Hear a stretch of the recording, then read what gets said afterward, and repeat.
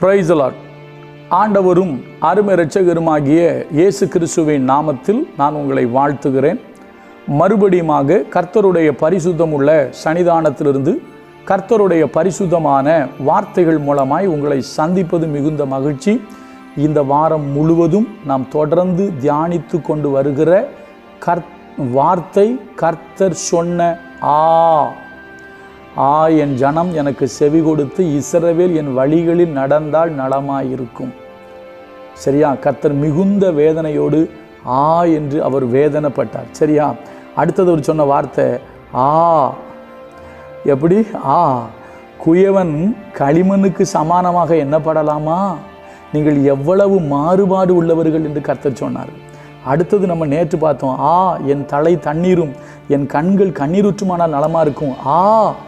வனாந்தரத்தில் வழிபோக்கரின் தாபரம் எனக்கு இருந்தால் நலமா இருக்கும். இந்த ஜனத்தை விட்டு நான் போயிடுவேனே அப்படிங்கிறாரு. எவ்வளவு வேதனை வழி நிறைந்த வார்த்தைகள் பார்த்துட்டோம். இன்னைக்கு கடைசியாக இன்னும் ஒரு வார்த்தையை பார்த்து நம்ம நிறைவு செய்வோம். கர்த்தர் வேதனையோடு சொன்ன வார்த்தை வாசிக்கிறேன். எசேக்கியேல் தீர்க்கதரிசன புஸ்தகம் 21வது அதிகாரம் 15வது வசனம்.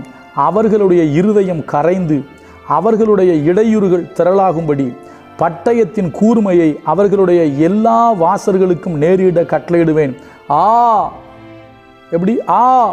அது மின்னும்படியாக துளக்கப்பட்ட பதமிடப்பட்டது, வெட்டும்படியாக தீட்டி வைக்கப்பட்டது. எப்படி? அது மின்னும்படியாக பதமிடப்பட்டுச்சான். அவர் சொல்றாரு, இந்த ஜனத்துக்கு அழிவு ஆயத்தமாக இருக்கிறது. பட்டயம் தயாராக இருக்குது. பட்டயம் எப்படி இருக்கு? பட்டயம் தயாராக இருக்கு. அதான் ஒரு வழியோடு சொல்ற, பட்டயம் அது மின்னும்படி பதமிடப்பட்டது, வெட்டும்படியாக தீட்டி வைக்கப்பட்டது. அப்போ கர்த்தர் வேதனையோடு சொல்றாரு. அருமையான தேவ பிள்ளைகளே, கர்த்தர் சொல்றாரு, பட்டயம் வந்துவிடக்கூடாது. ஏன்னா தேசத்தில் பட்டயம் வரும்னு பைபிளில் போட்டிருக்கு. பட்டயம் என்றால் கொள்ளை நோய் வரலாம், பட்டயம் என்றால் பஞ்சம் வரலாம், பட்டயம் என்றால் தேவனால் அனுப்பப்பட்ட ஒரு வாதை வரலாம், ஏதோ ஒன்று. அதுதான் பட்டயம். கர்த்தர் பட்டயத்தை கருக்காக்குவார்னு போட்டிருக்கு. கருக்காக்கிடக்கூடாது, பட்டயம் வந்துடக்கூடாது. அதுக்கு தான் பட்டயம் என்ன செய்யப்பட்டிருக்கான்? அது மின்னும்படியாக பதமிடப்பட்டுச்சான். எப்படி?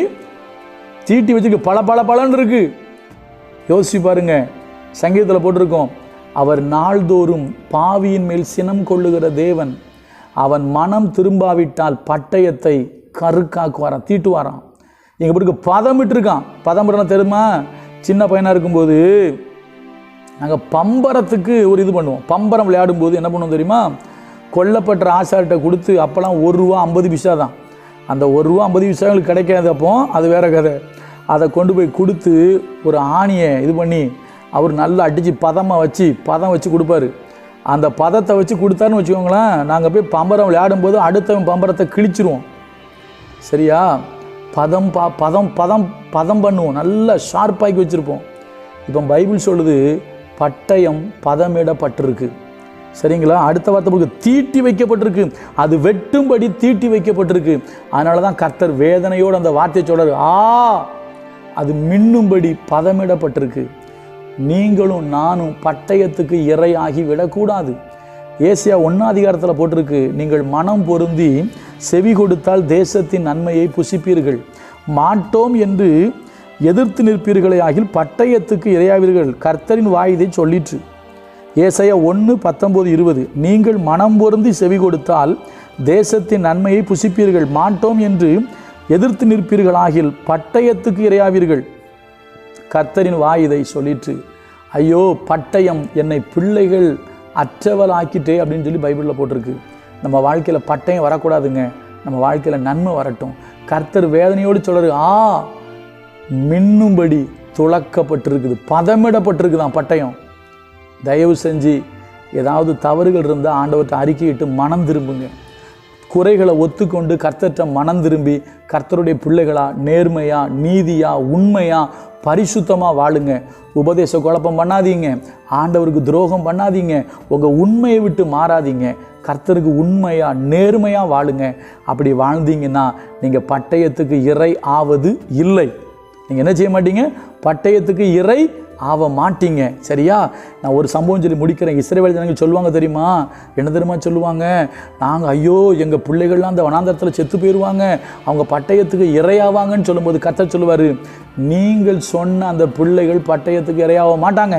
அவங்க எங்கே போயிடுவாங்க அப்படின்னா, எங்கே போயிடுவாங்க? கானானுக்குள்ளே போயிடுவாங்க. அதே போல் அந்த எபேத் மேலே கிட்ட கர்த்தர் சொல்லுவார், நீ பட்டயத்துக்கு இரை ஆவது இல்லை. சரியா?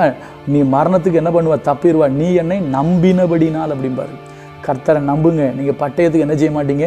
இரையாக மாட்டீங்க. கொள்ளை நோயோ வாதை நோயோ வேறு எந்த துன்பமும் உங்களை பாதிக்காதபடி கர்த்தர் உங்களை பாதுகாப்பார்.